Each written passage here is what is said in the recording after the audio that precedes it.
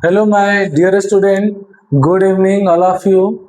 आज जो हम लोग 2 दिनों से पढ़ रहे थे वॉइस यानी simple present tense, present indefinite tense, उसी का दूसरा नाम है। इसको विस्तार से हम लोग पढ़े थे वॉइस में। देन सेकेंड आप लोग प्रेजेंट कंटिन्यूअस टेंस के बारे में पढ़े थे और उसमें भी किसी प्रकार से कोई दिक्कत नहीं हुआ था। यहाँ तक कोई दिक्कत। प्रेजेंट परफेक्ट टेंस जो कल हमने पढ़ाया था आपको, उसमें भी किसी प्रकार से कोई दिक्कत नहीं था।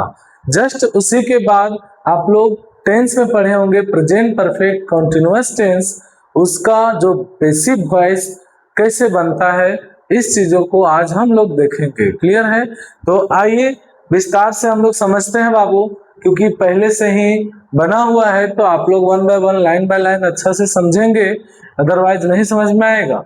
ठीक है? तो हेडिंग क्या निकल के आएगा? वॉइस। क्या हम लोग पढ़ रहे हैं? वॉइस। ठीक है? तो वॉइस कहने का अर्थ है कि इसका चौथा प्रेजेंट परफेक्ट कंटिन्यूअस टेंस का जो स्ट्रक्चर होता है एक्टिव वॉइस में जो रहेगा, कौन सा फॉर्म में रहेगा बाबू? एक्टिव वॉइस फॉर्म में।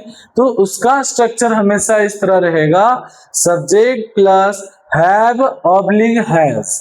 या तो हैव लगेगा या तो हैज लगेगा। हैव बताए थे प्लुरल के लिए यूज होता है और हैज आपका यूज होता है सिंगुलर के लिए। यहां तक किसी प्रकार से दिक्कत नहीं है। बिन लग जाएगा बाबू, आपका एक्टिव वॉइस में ऑलरेडी रहेगा, प्लस वर्ब फोर रहेगा, प्लस ऑब्जेक्ट रहेगा। तो हम लोगों को समझना है कि यह प्रेजेंट परफेक्ट कंटिन्यूअस टेंस का ही एग्जाम्पल है। कौन सा फॉर्म में? एक्टिव वॉइस फॉर्म में। क्लियर है? देन पेसिव वॉइस जो बनेगा, पीवी कहने का मतलब है पेसिव वॉइस। ठीक है? तो पेसिव वॉइस जो बनेगा, पहले तो सब्जेक्ट लिखा जाएगा प्लस हैव या तो has plus been. Been V4 होने के वजह से बिंग लग जाएगा। क्या ऐड हो जाएगा? बिंग प्लस 4 यूज होगा, वर्ब का तीसरा फॉर्म यूज होगा। किसमें? तो पेसिव। बाय का हिंदी के द्वारा होता है, प्लस ऑब्जेक्ट। ठीक है? तो आप लोगों को पिछले वीडियो में भी पता होगा कि सब्जेक्ट बन जाता है ऑब्जेक्ट और ऑब्जेक्ट क्या बन जाता है? सब्जेक्ट। क्लियर है? आई का क्या होता है? ऑब्जेक्ट। मी होता है। वी का क्या होता है? अस होता है। यू का क्या होता है? यू होता है। ही का क्या होता है? हिम होता है। सी का क्या होता है? ऑब्जेक्ट। हर होता है। दे का देम होता है। इट का इट होता है। यहां तक किसी को कोई प्रॉब्लम नहीं। नाम रहेगा तो नाम ही होगा। ठीक है?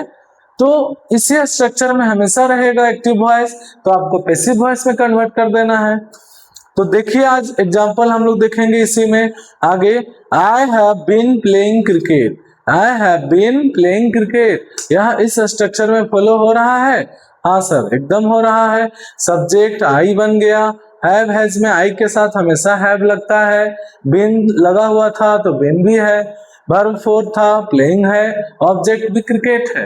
जी सर, हाँ, एक्टिव वॉइस में यह एग्जाम्पल है। तो सर इसका पैसिव वॉइस क्या बनेगा? तो पैसिव वॉइस का आप लोग स्ट्रक्चर देखे हैं, अभी याद भी होगा या देख भी रहे होंगे। तो पैसिव वॉइस जस्ट ऑब्जेक्ट या इसमें क्या है? क्रिकेट। क्या है बाबू लोग? क्रिकेट। तो क्रिकेट सबसे पहले लिखा जाएगा, यानी ऑब्जेक्ट क्या बन गया? सब्जेक्ट। ऑब्जेक्ट क्या बन गया? सब्जेक्ट। अब बाबू सब्जेक्ट के आधार पे हमको हैव और हैज का चुनाव करना है। किसका चुनाव करना है? हैव और हैज का। तो सब्जेक्ट आप लोगों को कैसा दिख रहा है? सिंगुलर या प्लुरल? तो यह सिंगुलर प्रतीत हो रहा है, तो क्रिकेट के साथ हैज यूज होगा। जस्ट फिर बीन यूज होगा, फिर बिंग हो जाएगा, फिर वर्ब 3 प्ले का क्या हो जाएगा? प्लेड। इसका भी काम खत्म। बाय लग जाएगा। ऑब्जेक्ट में आई का क्या बन जाएगा? मी। किसी को पी से प्रॉब्लम? एन से नो सर, कोई दिक्कत नहीं। नेक्स्ट एग्जांपल है we have been loving them. We have been loving them. Next इसका पैसिव वॉइस क्या बन जाएगा? तो दे, देम का एक जो सब्जेक्ट होता है वह दे होता है। देम का जो सब्जेक्ट होता है, क्योंकि यह ऑलरेडी आपका ऑब्जेक्ट है, तो ऑब्जेक्ट का भी तो सब्जेक्ट में कन्वर्ट हो रहा है बाबू। तो ऑब्जेक्ट आपका है देम, तो इसका जस्ट सब्जेक्ट बन जाएगा दे। क्या बन जाएगा? दे। यदि दे रहता यहाँ पर तो यहाँ क्या बन के आता? देम। क्लियर है यहाँ तक? तो दे सिंगुलर है कि प्लूरल? तो प्लूरल है। दे के साथ हैव लग जाएगा हमेशा। फिर बिन है तो बिन लग गया है, बिंग है तो बिंग लग गया, वर्ब 3 है तो लविंग का यानी लव का वर्ब 3 क्या होता है? लव्ड। बाय, बाय था तो बाय दिए। वी का ऑब्जेक्ट क्या होता है? अस। यहाँ तक किसी को भी दिक्कत है कमेंट में जरूर लिख सकते हैं, उसका हम निवारण करने का प्रयत्न करेंगे, ठीक है। या तो व्हाट्सएप में भी आप चैट कर सकते हैं 8210212135। Once again more 8210212135। इस नंबर पे आप व्हाट्सएप से भी मैसेज कर सकते हैं कि सर इस सेंटेंस को फिर से समझा दीजिए, ठीक है। खैर कोई नहीं, नेक्स्ट एग्जांपल देखेंगे एक्टिव वॉइस में। Ram has been helping her. Ram has been helping her, तो पैसिव वॉइस क्या बन के आएगा बाबू? She has been being helped by Ram. फिर से हर का सब्जेक्ट क्या निकल के आएगा? सी। फिर हैज, सी के साथ हैज लगता है, आप लोगों को पता होगा सी सिंगुलर है तो सी हैज लग गया। बिन था तो बिन लग गया, बिंग है तो बिंग लग गया। वर्ब 3 तो वर्ब यहाँ कौन है? हेल्प। हेल्प का वर्ब 3 क्या होता है? Helped bye. किसके द्वारा? राम के द्वारा। किसके द्वारा? राम। राम क्या है बाबू? नाम। नाम कोई चेंजिंग है? नहीं है, नाम नहीं बदलता है, इसलिए राम के बदले में क्या लिखा गया? राम। ठीक है, चलो यहां तक किसी को भी दिक्कत नहीं। कुछ लोग सोच रहे होंगे कि सर ये तो बहुत हलवा है। बाबू प्रोसेस से समझिएगा तो सब आसान लगता है, प्रोसेस से समझते हैं तो सब आसान लगता है, नहीं तो फिर खतरनाक लगता है। क्या लगता है? खतरनाक। क्योंकि समझने के बाद हर एक चीज आपको इजी लगने लगता है, और यदि कोई चीज आप नहीं समझते हैं तो जहर। जहर क्या है बाबू? जहर। ठीक है, तो कुछ एग्जाम्पल उसी प्रकार से हैं, क्योंकि कहा जाता है कि रूल से ज्यादा एग्जाम्पल फॉलो करने में मजा है, क्योंकि एग्जाम्पल से हम लोग प्रैक्टिकलाइज होते हैं और उस चीज को समझने में आसानी मिलता है।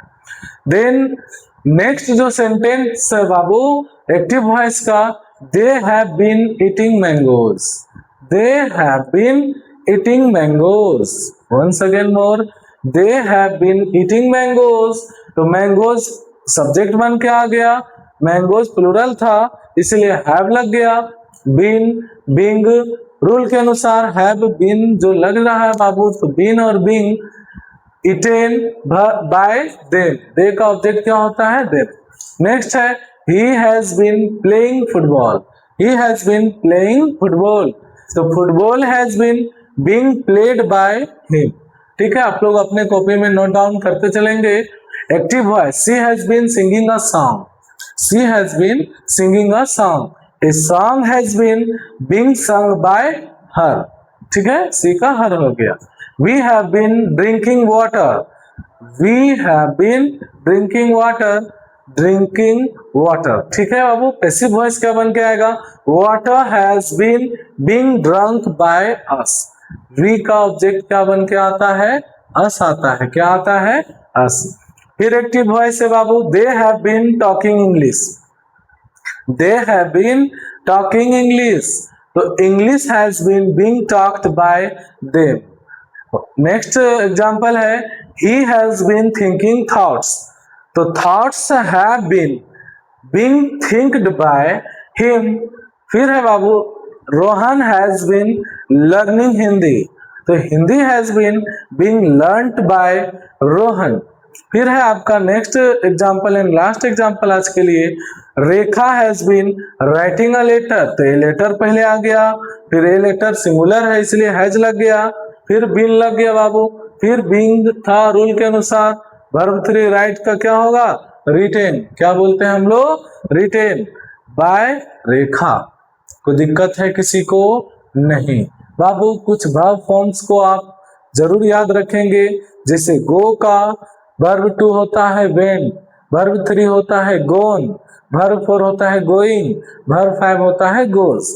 गो, went, gone, going, goes. Clear है? Come, came, come, coming, comes. Read, read, read. देखिए स्पेलिंग सेम होता है, इसमें बहुत बच्चे कंफ्यूज हो जाते हैं कि सर रीड का वर्ब तो रेडेड होगा, रेडेड होगा। नहीं, रीड, रेड, रेड पढ़ते हैं लेकिन स्पेलिंग सेम होता है, READ। क्या होता है? READ। तो रीड को रेड पढ़ते हैं वर्ब 2, वर्ब 3 भी रेड पढ़ते हैं, रीडिंग, रीड्स। राइट का वर्ब 2 3 क्या होता है बाबू? Write, wrote, written, writing, rights.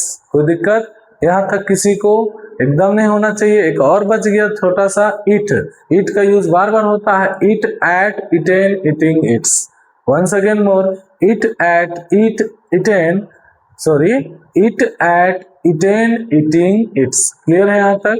तो आप लोग विस्तार से रिवीजन करते रहें और दोबारा, तिबारा, या फिर हम एक बार हट जाते हैं, आप लोग इसको पॉज करके स्क्रीनशॉट ले लीजिएगा जो आपको लिखने में आसानी होगा। तो प्रेजेंट टेंस का चारों tense, active and passive voice को हम लोग अच्छे से क्लियर कर लिए हैं। इसके बावजूद भी किन्हीं बच्चों को दिक्कत हो रहा हो तो वह कमेंट बॉक्स में जरूर लिखने का प्रयास करें, ठीक है? नहीं तो व्हाट्सएप नंबर हम बता दिए थे, उसमें भी आप चैट कर सकते हैं। Thank you.